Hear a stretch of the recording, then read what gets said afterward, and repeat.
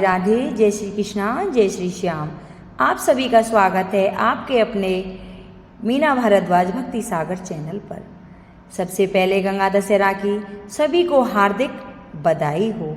माँ गंगा सभी पर अपनी कृपा दृष्टि बनाए रखे और सबका उद्धार करे। आज सुनेंगे गंगा दशहरा पर बड़ी पावन पवित्र गंगा माँ की कथा, जो कि कैसे गंगा माँ धरती पर अवतरित हुई। कथा प्रारंभ करने से पहले सभी माता बहनों से अनुरोध है कि कमेंट बॉक्स में गंगा मैया की जय जरूर लिखें। तो भगवान श्री राम का जन्म अयोध्या के सूर्यवंश में हुआ था। चक्रवर्ती महाराज सगर उनके पूर्वज थे। उनकी केसनी और सुमिति नाम की दो रानियां थीं। केसनी के पुत्र का नाम असमंजस था और सुमिति के 60,000 पुत्र थे। असमंजस के पुत्र का नाम अंशुमान था। राजा सगर के असमंजस सहित सभी पुत्र अत्यधिक उद्दंड और दृष्टि प्रकृति के थे, परंतु पौत्र अंशुमान धार्मिक और देवगुरु पूजक था।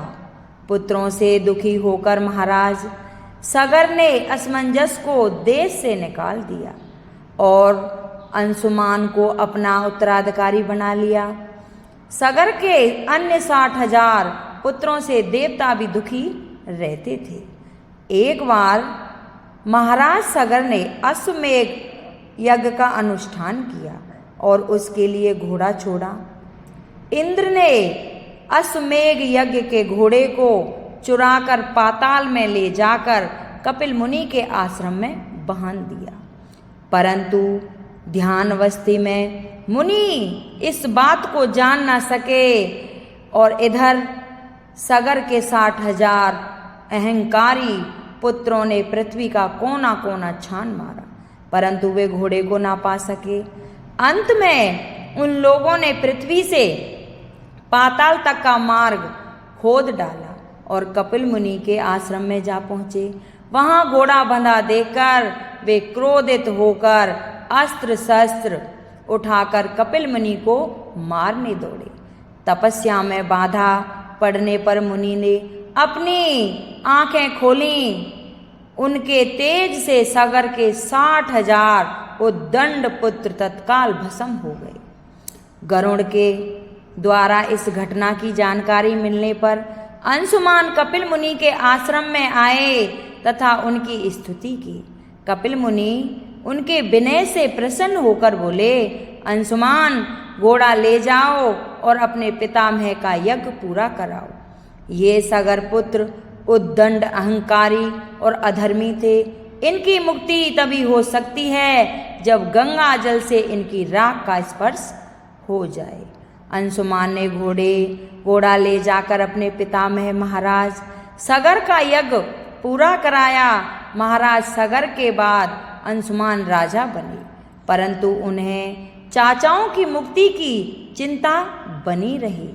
कुछ समय बाद अपने पुत्र दिलीप को राज्य का कार्यभार सौंपकर वे वन में चले गए तथा गंगा जी को स्वर्ग से पृथ्वी पर लाने के लिए तपस्या करने लगे।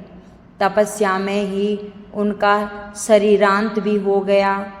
महाराज दिलीप ने भी अपने पुत्र भागीरथ को राज्यभार देकर स्वयं पिता के मार्ग का अनुसरण किया।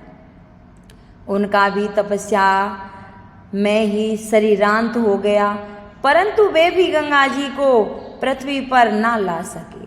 महाराज दिलीप के बाद भागीरथ जी ने घोर तपस्या की।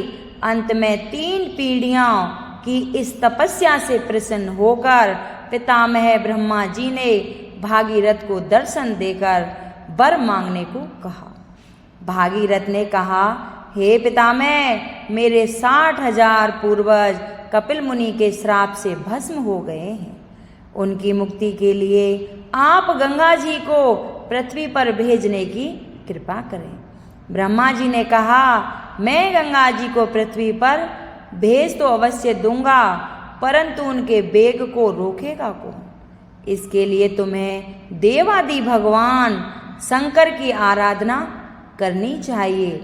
भागीरथ ने एक पैर पर खड़े होकर भगवान शंकर की आराधना करना शुरू कर दिया। उनकी तपस्या से प्रसन्न होकर भगवान शिव ने गंगा जी को अपनी जटाओं में रोक लिया और उसमें से एक जटा को पृथ्वी की ओर छोड़ दिया। इस प्रकार गंगा जी पृथ्वी की ओर चली। तब अब आगे आगे राजा भागीरथ का रथ और पीछे पीछे गंगा जी थी। मार्ग में जाहू ऋषि का आश्रम पड़ा। गंगा जी उनके कमंडल दंड आदि बहाते हुए जाने लगी। यह देख ऋषि ने उन्हें पी लिया। कुछ दूर जाने पर भागीरथ ने पीछे मुड़कर देखा तो गंगा जी को ना देख वे ऋषि के आश्रम पर आकर उनकी वंदना करने लगे। प्रसन्न हो ऋषि ने अपनी पुत्री बनाकर गंगा जी को दाहिने कान से निकाल दिया। इसलिए देवी गंगा जाह्नवी नाम से भी जानी जाती है।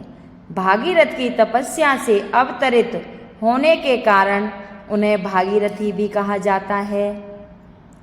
इसके बाद भगवती भागीरथी गंगा जी मार्ग को हरा भरा सस्य समामल करते हुए कपिल मुनि के आश्रम में पहुंचे, जहां महाराज भागीरथ के 60,000 पूर्वज भस्म की ढेरी बने पड़े थे।